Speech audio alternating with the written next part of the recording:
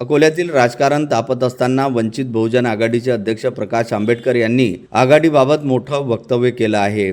जोपर्यंत निवडणूक कार्यक्रम जाहीर होत नाही तोपर्यंत राजकीय घडामोडींचा हौदोस सुरू राहील असं आंबेडकर म्हणाले. तर भाजपाला आमच्यासोबत यायचं असेल तर त्यांनी आप-एस-एसचं रजिस्ट्रेशन करावं असं टोला त्यांनी लगावला. तर अकोल्यात आमच्याकडे 42 जागांचा आकडा असल्याचा दावा करत सर्व पक्षांनी आधी आपापल्या आघाड्या कराव्यात आणि नंतर मर्जर करावा असं स्पष्ट केलं. तर पुढील 5 वर्षाचा कार्यक्रम ठरलेला असून एकत्र येताना इक्विलिटीचं तत्व स्वीकारणं आवश्यक असल्याचं आंबेडकर म्हणालेत. तर पक्षाच्या संख्याबळ आणि ताकदीनुसार सत्ता व विकास निधीचा वाटा दिला जाईल आणि ज्या दिवशी निवडणूक कार्यक्रम जाहीर होईल त्यानंतर अवघ्या 48 तासात किमान समान कार्यक्रम आणि सत्ता वाटपाचं सूत्र जाहीर केलं जाईल असा विश्वासही त्यांनी व्यक्त केला.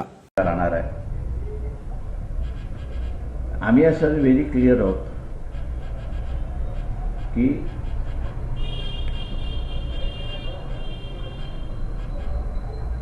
BJPला असं वाटतं की आम्ही त्यांच्याबरोबर यावं, तर त्यांनी ताबडतोब RSSला रजिस्ट्रेशन करून घ्यावं, नाही तर आम्ही त्यांच्या विरोधात. काँग्रेससोबत तुम्ही जाणार होते, त्या चर्चेचा काय झाला सध्या? ते काँग्रेसवर जाण्याच्या चर्चेवर पॉझिटिव्ह आहे ना. आमच्याकडे 42 आहेत. सत्ता स्थापनेचा सत्ता स्थापनेसाठी जो मॅजिक फिगर लागतो तो मॅजिक फिगर आहे ना आमच्याकडे 42चा. काँग्रेसच्या आमदारांचं म्हणणं आहे की कोर्टात तुमचा चेंडू आहे, तुम्ही निर्णय घ्याल ते होणार. हो, म्हणून तुम्ही म्हणाल मग की आम्ही असताना महापौर करू, स्टँडिंग कमिटी करू आणि शहरातल्या लोकांना असताना दिलासा देऊ की जो इल्लिगल टॅक्स वाढ केलेली आहे तिला रद्द करून शासन निर्णयाप्रमाणे जे टॅक्स परमिसेबल आहे तेवढाच लोकांकडून आम्ही वसूल करू. सूत्र जे ठरलं जागा वाटपाचं, सत्ता वाटपाचं, ते काय ठरलेलं आहे? ते एक 2 गोष्टी आम्ही असं की एक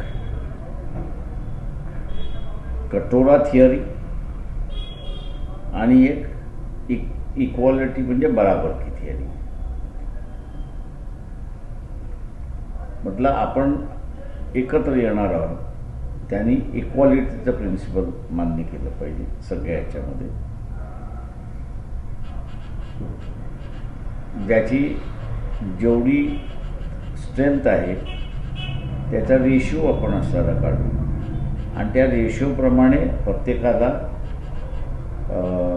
त्याचा पदामध्ये, बजेटमध्ये आणि राज्य शासनाकडून येणारा निधी जो आहे त्याच्यामधलं पर्सेंटेज हा त्याचा अधिकार म्हणून राहतो. त्याला कटोरा घेऊन फिरण्याची काहीही गरज नाही. तो लहान पक्ष असेल किंवा मोठा पक्ष असेल, त्याला प्रत्येकाला आपला शेअर हे लक्षात येऊ शकतो आहे. आणि म्हणून आम्ही म्हटलं की कटोरा संस्कृती वर्सेस बरोबरची संस्कृती संदर्भात काही ठरलंय का? मग 42 जर असेल तुमच्याकडे तर नाही, माझ्या अंदाजानं आम्ही असं ज्याला हे म्हणतोय सध्या तरी ज्यांनी त्यांनी आपापल्या आघाड्या पहिल्यांदा रजिस्टर करावं आणि आपापल्या आघाड्या रजिस्टर केल्यानंतर मग त्या आघाड्यांचं मर्जर जे आहे ते आपण असं वेगळं केलं पाहिजे. हा प्रस्ताव त्या ठिकाणी आहे. आणि याचं सगळ्यात मोठं कारण की शिवसेनेने अगोदर चर्चा सुरुवात होण्याच्या अगोदरच त्यांचं रजिस्ट्रेशन वेगळा गट म्हणून केलेलं आहे. सर्वसाधारणपणे चर्चाही झाली. 5 वर्षामध्ये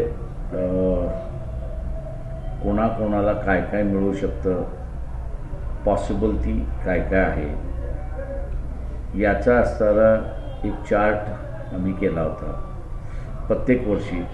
आणि येत्या 5 वर्षामध्ये काय काय आहे की 42 जण एकत्र राहिले. तो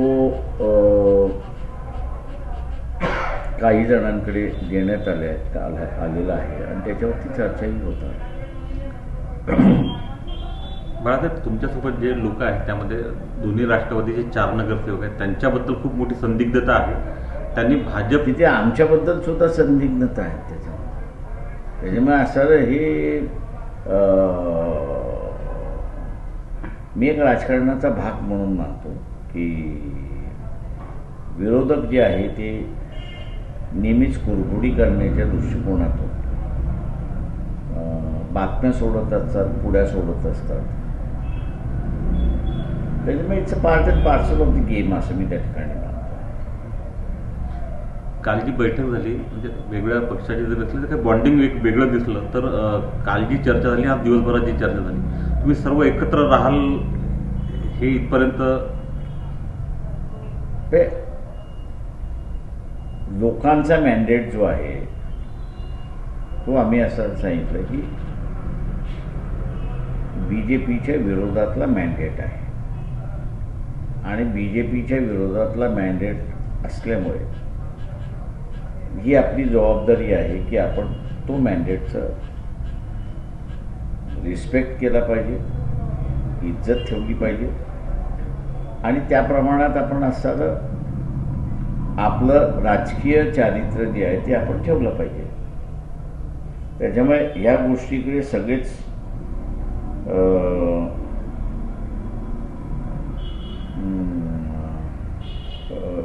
मुद्द्यावरती एकत्र आहेत की हे आपण केलं पाहिजे. त्याच्यामुळे मला कुठेही अडचण आहे असं दिसत नाही.